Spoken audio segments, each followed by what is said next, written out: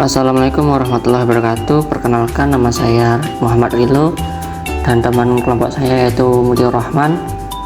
Pada video kali ini kelompok kami akan menjelaskan tentang penanganan pasca panen pada tanaman sorghum. Sorghum atau garai adalah tanaman serbaguna yang dapat digunakan sebagai sumber pangan, pakan ternak, dan bahan baku industri. Sebagai bahan pangan, sorghum berada pada urutan kelima setelah gandum, jagung, padi, dan jelai. Sorghum merupakan makanan pokok penting di Asia Selatan dan Afrika Sub-Sahara. Sorghum diklasifikasikan dalam ilmiah yaitu dari Kingdom Plantae, divisi Magnoliophyta, kelas Liliopsida, ordo Poales, family Poaceae, genus sorghum L spesies, terdiri dari 30 spesies.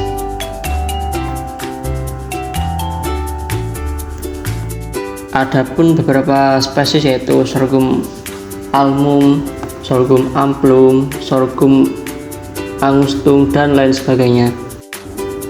Sorghum juga mengandung serat tidak larut, air atau serat kasar, dan serat pangan, masing-masing sebesar 6,5% hingga 7,9% dan 1,1% hingga sampai 1,23%. Kandungan protein pun seimbang dengan jagung sebesar 10,11%, sedangkan jagung yaitu 11,2%.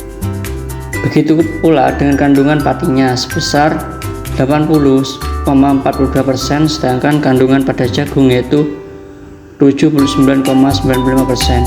Hanya saja yang membuat tepung sorghum sedikit peminat adalah karena tidak adanya gluten seperti pada tepung terigu. Masyarakat Indonesia sudah tenggelam dalam nikmatnya elastisitas terigu karena tingginya gluten, dan inilah yang membuat adonan mie dan roti menjadi elastis. Selain itu, sorghum dikenal memiliki manfaat yang lebih baik daripada tepung terigu karena bebas gluten dan memiliki angka indeks glikemik yang rendah, sehingga turut mendukung tren gerakan konsumen bebas gluten diet seperti di negara-negara maju.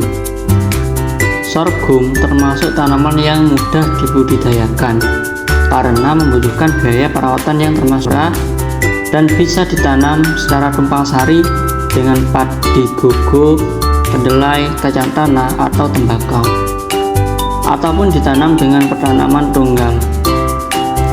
Dalam satu kali tanam, sorghum dapat dipanen lebih satu kali hingga sorghum tergolong tanaman yang memiliki produktivitas yang tinggi. Daerah budidaya sorghum sangat luas. Sorghum dapat hidup mulai dari dataran rendah hingga dataran tinggi, dengan iklim tropis, kering, sampai iklim basah. Di Indonesia, daerah pengembangan sorghum cukup luas.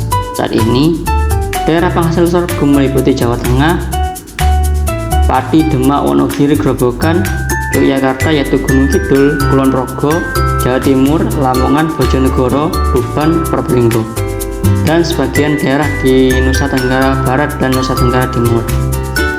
Tanaman sorghum termasuk tanaman prioritas kedua untuk petani di Nusa Tenggara Timur setelah tanaman jagung.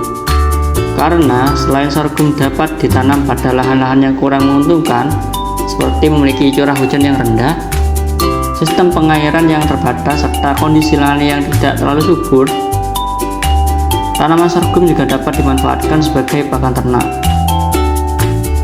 Selain itu, sorghum juga dapat diolah menjadi beberapa produk makanan seperti beras, mie, makanan ringan, dan tepung. Sorghum sendiri dapat dipanen pada usia 3-4 bulan. Adapun penanganan panen dan pasca panen yaitu meliputi perontokan, pembersihan, pengiringan, penyosohan, dan penyimpanan. Sekian presentasi dari kelompok kami. Wassalamualaikum warahmatullahi wabarakatuh.